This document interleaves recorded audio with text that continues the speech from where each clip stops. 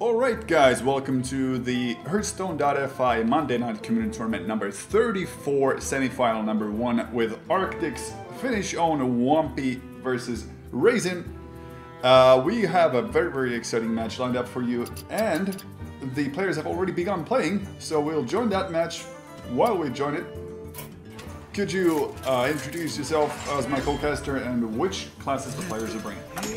Yeah, hello, my name is Ville, one must call Tuomisto, and today Wampie is starting with Warrior and Raysin is starting with Warlock, and as we can see, it is an handlock versus the normal, of course, Patron Warrior. Yep, and it's already turn number 3. Both players have begun before we got the chance to join, but let's not let that spoil our fun. It seems like Mountain Giant coming up from Raysin's side of the board on turn 5, I believe, yeah, because he doesn't have the mana for it yet, having played that Iron Beak Owl on the previous turn to deny the draws. And Wampie is only holding onto the No Machine Runner, which by herself is a no contest towards the Twilight Drake. If you consider the options right now, could you actually go for the Unstable Ghoul Frothing Berserker? No. Well, it's not terrible play. I think that would give you nice presence, and that forces at least some kind of answer. There is a few ways to answer it, so I don't know if you want to. You have to, so yeah, I would actually go for it, because that gives you some presence and denies of that big next play, like an, let's say, Mountain Giant. Yeah, it kind of does, because it enables the Frothing Berserker to gain 3 attack value immediately when attacked. Actually, that's more than 3, that's 4. It puts the Berserker at 6-4. The other option, of course, is to go for the Dead Spite Execute. Make sure that the Twilight Drake doesn't live to see tomorrow, and that is the more consistent option, let's say. It's not as greedy as the aforementioned option, but now that the Execute has been used on the smaller Twilight Drake, I don't think there's a way to handle the big 8/8s very easily. Raysin has seen that the Execute was just used. It's unlikely there's going to be another, so the Mountain Giant is a very safe play at this stage. Yeah, and actually it would be a 6-3, what is a crucial difference. 6-4 would be still out of the Dark Bomb range, and you don't want to put one of your wing cons over there and just hoping that he doesn't have a Dark Bomb. Indeed, and we see that Raysin does have a Dark Bomb in his hand, so it would have been very bad to do that play. It would have been too risky and too greedy.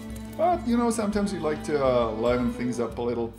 No Execute, nothing too special. You can't really combo Warsong on this turn yet. The Unstable Ghoul does delay the play 1 turn, so at least you get that to prevent the 8 damage from the Mountain Giant going to your face. And then you're just hoping to delay the game a little bit so you get into the burst range. Of course, we see Raysin using his Dark Bomb this turn. Could have played the 3-mana Mountain Giant first and had mana left for coining out the Sun Fury Protector. But that would have meant that the Mountain Giant would have taken 1 damage. I think that the Sun Fury Protector would have been more value than holding on to the 1 hit point on the Mountain Giant. Do you agree? Well, yeah, I don't know if you want to save the coin just for in the end game, if you play Jaraxxus and you can just use a hero power over here, just hound up. There is not too much charge, guys, in this stage at least, so you don't have to fear about that. So maybe he just wants to see what kind of answers there is and doesn't want to give free, basically. Well, one of them would be free to execute, so I think it's a good one. Yeah, the cruel play here is that by that Lothar, you deny the Whirlwind combos that we would have seen from Wampie. He's holding on to Warsong Commander plus double Berserkers for 2 mana each. That would have been with a 0-mana Whirlwind and a 0-mana attack from his own weapon into a 3-minion board with 4 minions on your own side, so 7 damage per each Whirlwind. 7 damage per Whirlwind times 2, that's 14 damage to the face, plus 5 possibly from the weapon. It would have been lethal without the Lothar effect and the 8/8 being taunted, because there's currently no way to handle the 8/8 taunt effectively, at least. And you have to trade your frothing berserker down to it.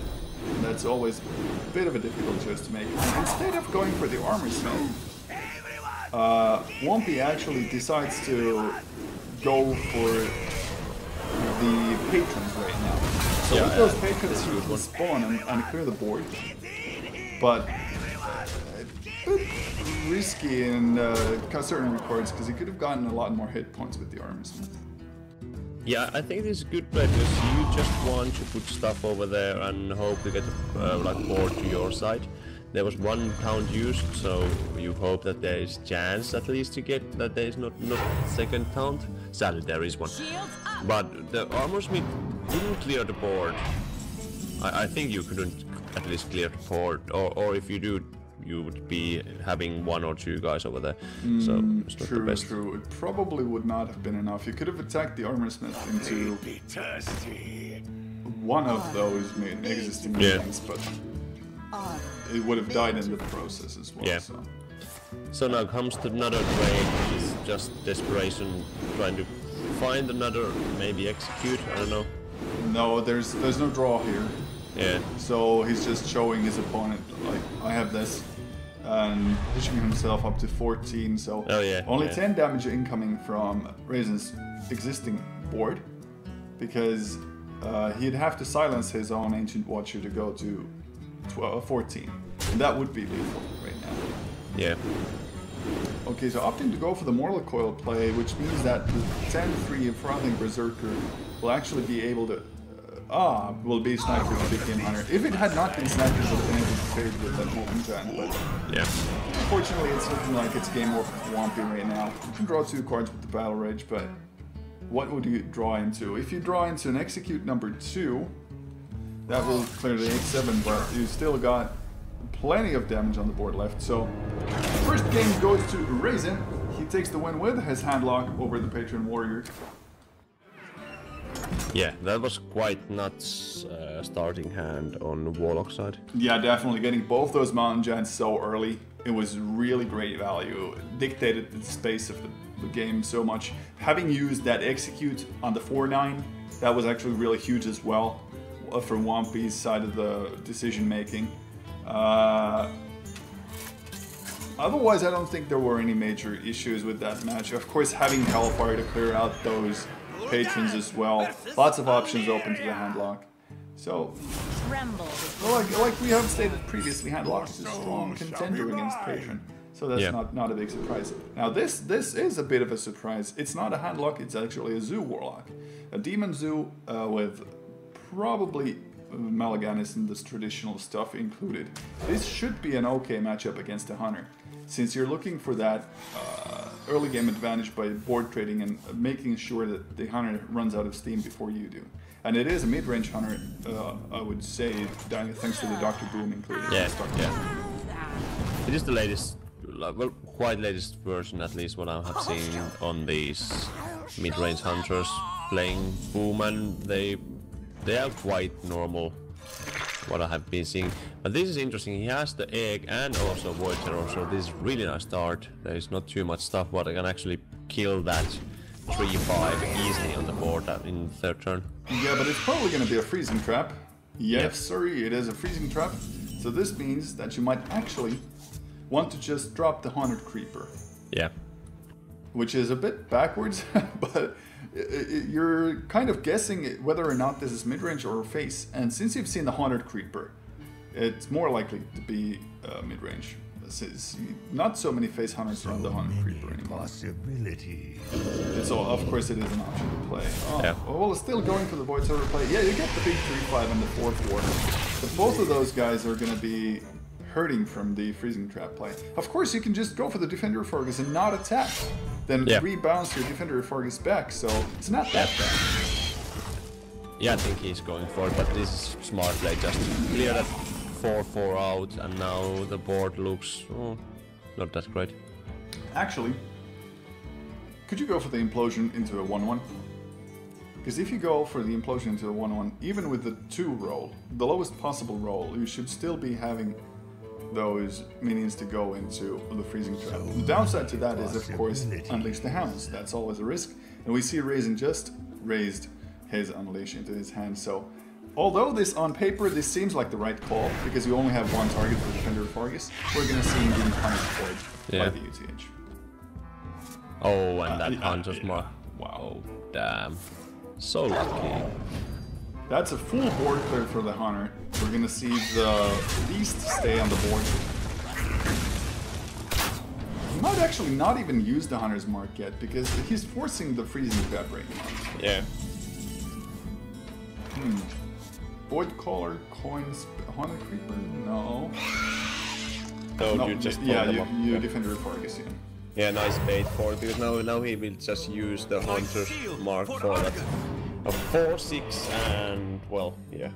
Yep, Savannah High Main and a Hunter's Mark on this turn. Once again, a huge tempo swing in favor of Raysin. It's 5 hit points lost with a Hunter's Mark. And nothing left on the board, really, that you would want to attack with. Of course, you can bounce back the Defender of Argus. You still get the taunts from it. And a Malaganis plus double Doomguard. All of these are pretty awful. Tapping into Void Caller, pretty much the only option right now. Yeah. And with Wampie's luck, I'm gonna say he gets the Void Walker out of the of that Death Rattle. I killed, so he can place a Fey Void Walker from his own hand and then just go for like 50-50. Basic knowledge, actually 33% chance to actually do something. But I don't know if actually Malaganis is the good play because it will be easily cleared on this board. So you might want to just get the Doom Guard over here. You definitely want to suicide your own Void Caller. Yeah, but then you want to actually get the Doom Guard, not the Malaganis in this position, I think. Yeah, you're probably right with that because of the fact that the Malaganis is so easily traded into. Could you go for the really greedy option of Knife Juggler first? No, I don't think there's any way for that, because then your mana doesn't add up. You're gonna have to sacrifice something. So it's either Voidwalker into Defender of Argus, or Voidwalker, Doomguard, throw your cards out and trade one of those Doomguards into the 6/5. But no way that the Knife Juggler can work. Yeah, this is nice. Now he actually has the option to... actually, I think you not just do Defender of Argus, those Spectres, and just run that Doomguard. Face, yeah. It seems he's just going for a face and putting the pressure on. I think this is great play.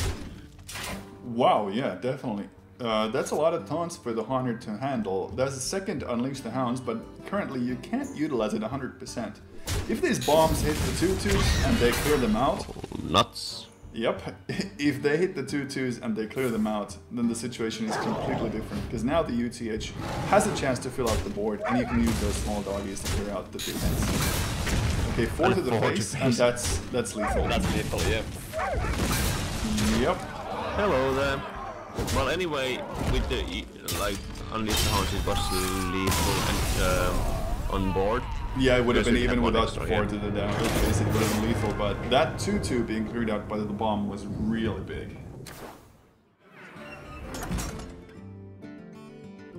2-0 for our Austrian player. That is a really strong start.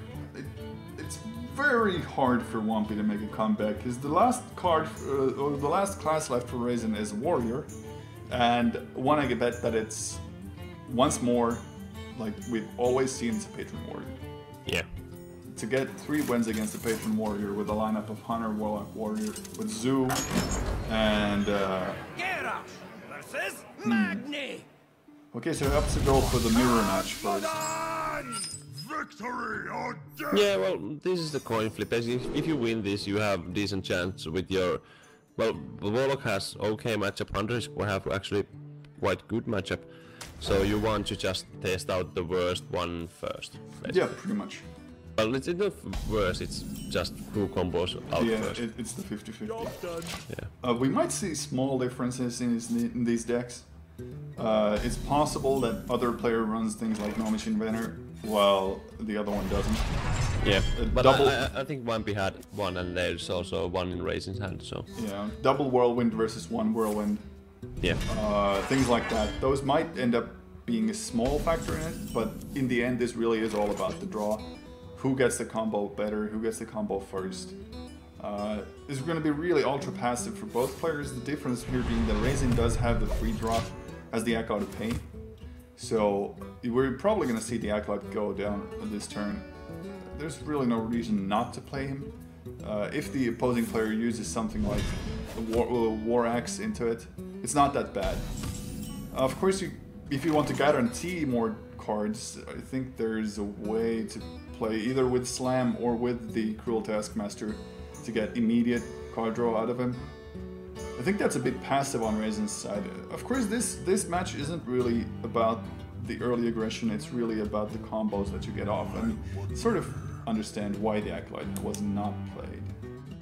I actually think in this matchup you want to deny as much as that armor you want. Of course, if someone drops something like, let's say turn 2 or turn 3, you want him to hit you once, so the battle rage actually gives you actually has to lose life. So armoring up in this matchup isn't that great if you are running. Yeah. But in this kind of matchup, when you have started already armoring up, you just want to armor up until you find something what will either bring you lower than actually 30 health, or just something what can bring your armor steadily down. And Dead Spite for both players. We're gonna see Raysin go for the face damage. Still not popping the 30 damage limit, so that Battle Rage is currently a dead card in Wampie's hand. And anything that he plays onto the board right now, including that Taurus-san, which would otherwise be excellent value, would just be easily knocked out by the Dead Spite from the opposing side of the board. I don't think there is any big threats in Raysin's hand right now, nope, but he won't be playing anything into that Dead Spite either, unless it's an Acolyte of Pain into Slam, perhaps, but he's already pretty full on cards. Taskmaster would actually be better than the Slam, since he already got it as well. Both players have very limited options. Usually you would look at a hand like this for both players, like, okay, they have like 8 or 9 cards, of course they can play them out, but the key to this matchup is who plays what in what order first. You can even consider things like forcing your opponent to draw over their limit of the cards. Yeah. I think playing Emperor over here is scary. He will get those cost reductions for 0 combo pieces, and that's scary, because that actually doesn't help you. Of course you get 1 Whirlwind, yeah, but that's only thing. And if there's other side, there's also towers and there would be combo pieces, that would be so bad. Yep, and we're gonna see the Raysin start up as everyone get in here combos. Yeah. And as an opposing warrior with an equipped weapon which has a death rattle of a Whirlwind, it's going to be really difficult to clear out all of these guys. Yeah. Unless you use the slams on the 5-2 or the... No, there will be... There will be too much, yeah, too many. 3-3s are unbeatable with the 4-1 weapon. This is what happened to Kufdan if you watched the Vulcan. Yeah. He had a situation where he needed to clear out those patrons, and he miscounted and lost the game due to it. So with these slams, you can force only was them. 1. Yep. You need 1 more damage, you can use the execute. Because this new one will spawn a 3-3.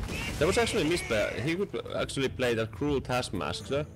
Yep. Oh no, yeah, that would still be 1, yeah. So we can just snipe him now. Yeah, decent play, I think. A small misplay, because he could have either executed or Cruel Taskmastered earlier. To make sure that there was nothing left on the board. And now anything that he plays onto it, that 3-3 patron will be able to make use of it. Yeah. Spawn more patrons. So he decides to not play anything.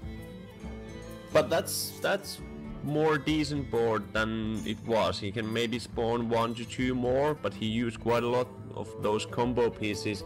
So it's not that bad. Of course, Unstable Ghoul will be annoying to deal, because that will guarantee 2 guys more on the stage, on the board. So opting to use a slam on his own minion to get 2 more draws.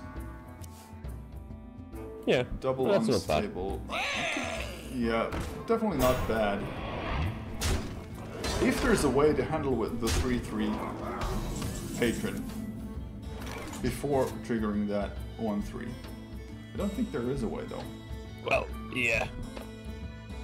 It's really hard. Like, you had nothing what could actually, like, you don't have any charge guys, you have like no silences at all on this deck usually, at least I haven't seen in these latest builds. Usually it's not played. So this doesn't look good. Wampie's stuck with only the activators. He's got both whirlwinds, he's got an inner rage, taskmaster, double ghoul, and the early game stall card Armorsmith. It's not looking very hot. Taskmaster can get rid of one of those, but then there's just going to be more spawn. If he uses the Taskmaster on the 3/2, then he has to execute, and there's still a 3/3 and a 3/1 left. So all the options are pretty awful. No, I think you just killed 3. Well, no. You can double ghoul Armorsmith. This is scary. Why not play the Armorsmith though? You're gonna get so much AoE in. Yeah. Your board will be filled of patrons. I think he's just counting that there won't be any charge givers, so... True. Warzone Commander is a real risk. Yeah. If you play down the Armorsmith, then the existing 3/3s will get more. Yeah. So now this is more like, okay, you have that guy, I need one more turn to try to manage this board, but after this turn there will be so many of them. Okay, with the slam, he can ensure that he can activate the green patron at least twice, the one that will survive. Yeah. Because the fact that he can use his own ghoul to attack into the 1/1, and that means that the ghoul will only do 1 damage to the 3/3. So he needs to clear with the 3/1 into the 1/2, and then utilize... Oh, yeah, with the first AoE, of course, kills out the opposing ghoul. And the situation is much better than it would have been otherwise. You're still left with your ghoul on the board, and double Armorsmith as well. That's not right. Okay, so if he had Patron combo with Commanding Shout. Commanding Shout is one of those cards that I personally like a whole lot in a mirror matchup. It can definitely win you the match. You could clear this board completely and be left with a lot of minions. Of course, no Warsong Commander, no Green Patron, no nothing. Only an Acolyte of Pain plus possible draw from your Acolyte of Pain with a Cruel Taskmaster plus maybe Enrage to try and get those combos off. But otherwise you're facing 12, 13, 15 damage on the board. But if you play the Acolyte of Pain, you don't have any you don't have any mana left to actually play your stuff, so because you are at the 5 now, you can't go for any kind of combo anymore. So now it's just seeing how much armor you can give to your enemy. Except if he runs one brawl.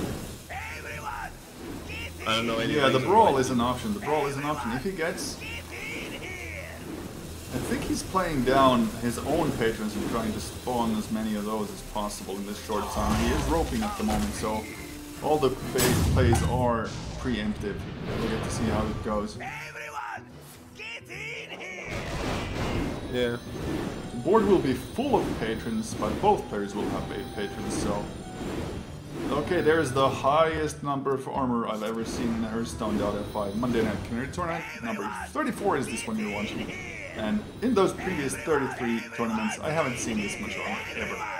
Yeah, like, how you can, like, even if you would get your board full of guys and do stuff like 38 armor, it's so much that I think you don't have any kind of chance to beating me down even 2 turns of frothing berserkers going bonkers. Don't say any chance. Of course there is a chance. Well, yeah, but it's very slim, but there is a chance. If you hope for the miracle that your guys stay alive while his guys die, it is doable. Yeah. And now one of those Armorsmiths straight into the 5/1 and the Dreams deck. Yeah. Thauderson for the opposing side of the board won't do much, but will provide you with a 5/5 body, so you can finish the game a little bit early. Yeah, well, it gives you 5 mana out of the, like 3/5 mana. And if there is a miracle kind of, I don't know, brawl, what that just leaves the 1/1, you will have your next patron cheaper. And I don't know. Let's see. He got the answers he wanted last time. Will he get it this time? Okay, so there's one Warzone commander in last 8 cards, and also there is 2 patrons over there, and I think a frothing berserkers. Yeah, there's 2 frothing berserkers. 2 frothing berserkers, definitely. 1 patron. So 5 of the 6 combo cards is in last 8 cards. Yep.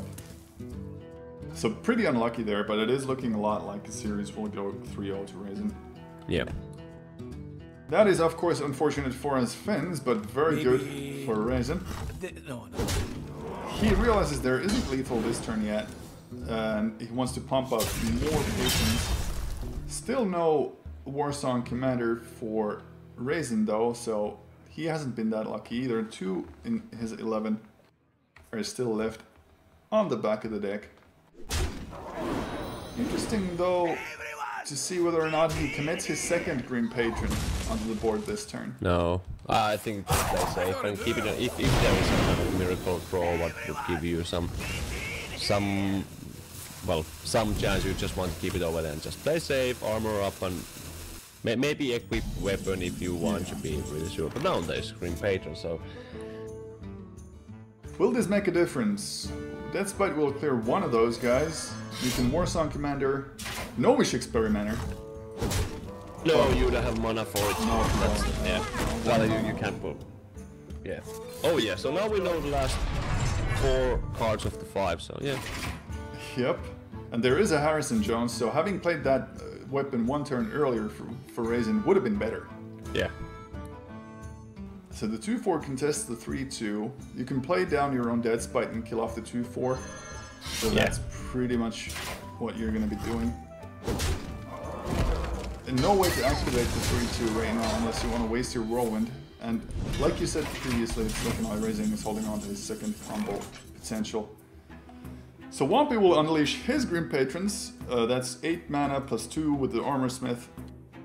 Getting 3 more health. Getting a Whirlwind. Made to fit. Okay, so last 4 cards are Warzone Commander, Grim Patron. I don't know the Grim Patron. No, sorry, double Warsong Commander. Yeah, double Warzone Commander. Sorry, 1. That belongs in a One's over. Here's 1. The second to execute. Oh yeah, exactly. Yeah. So he has now what? 7 turns if there's nothing in movement. 7 turns time to make 72 damage. And Raysin is still trying to go for that Warsong Commander and not getting it. That's really unlucky on his part. Yeah. As well. Double Warsong Commander in those 9 cards he had. So Dread Cursor gonna be popped for 1. And he will clear out the Armor Smiths as effectively as he can. But if it goes into the fatigue battle, because both players can sort of clear each other out of minions, if it goes into the fatigue battle, then Wampie is way behind, so he needs to start pushing the face damage right now. He's got much less cards in his deck. Frothing Berserker, there we go. Yeah, but he doesn't have any enablers for his combo. Like, both Whirlwinds were used, both Deathspites were used, both Ghouls were used, so how you can get those like Green Patrons running? Like, okay, you get 1 over here, they will be quite easily handled if needed. Like, yeah, attack from the Fiery War Axe, then use the Whirlwind to pull off the rest. We'll clear them off. Frothing, does that do anything? Of course, Wampie does get a lot of armor, and that Warsong Commander would stay up. But once you've cleared both patrons, then you know that the threat of patrons from Wampie's side of the board will be gone. yeah. So it'll be interesting to see if Raysin plays any minions right now, or if he just goes for the ultra passive. organization. Yep, he goes for the ultra passive. Not even triggering the whirlwind to kill off those 3-1s, because he knows that there's no way to activate these guys to draw more patrons. Frothing and Battle Rage definitely does nothing except make sure that you die faster. And of course the whirlwind becomes a liability right now due to that Frothing Berserker being on the board and no execute. Yeah, but I think that was actually misplayed to not kill those patrons, because now basically he needs to put unstable cooldown or whirlwind, and with the Warsong Commander that unstable ghoul becomes 2 damage. Oh yeah, he can actually combo off with that. Yeah, now it's... Oh wait, he doesn't have mana. 7. No, he can just go Patron, Whirlwind, attack. Oh yeah, that's lethal. Yeah, please go. Definitely. Play the Frothing. Come on. No. Nope. What? I guess he wants to clear the board. Well, that's a safe play, yeah. You should definitely spawn more patrons from the 2-3s if you're going for it. Yeah, now he's like, oh my god, that's lethal. I just need lethal on stream. Yep. Is it still lethal though? Okay, so 2-4 Frothing, missed 2 attack damage from the first wave. That's 8 times 2 whirlwind 9. 21. It's still lethal. 28. 20. It's 24 or 27. I'm not sure. It depends if you can add that out. Okay, so if it's 24, it's 1 off lethal. Those spawns were definitely from the patrons, not enough. So due to Raysin's rope, he cannot attack with these green patrons. Wait, yeah. No, he just trades out. Yeah, that's enough. Yep. Execute that Frothing Berserker. Still won't be enough. No. So it is a clear 3-0 series for Raysin.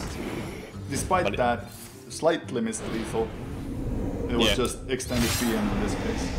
Actually, no, yeah, it would be 15, 17. That would be... No, actually, yeah, it would be 24 with max out, I think. Even with those patron attacks. 9, yeah, if I did count twice, it was 24. Okay, well, he would have been 1 off lethal, so it's not that bad. Maybe chat can tell us later when we get the delay. I have to open that chat. Someone can count it out. So, clear 3-0 series for our Austrian player.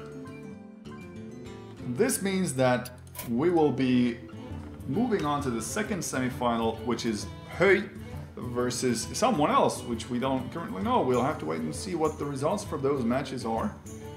While we wait for them, don't go anywhere. We will be right back with the Hearthstone.fi Monday Night Community Tournament number 34, semi-final number 2.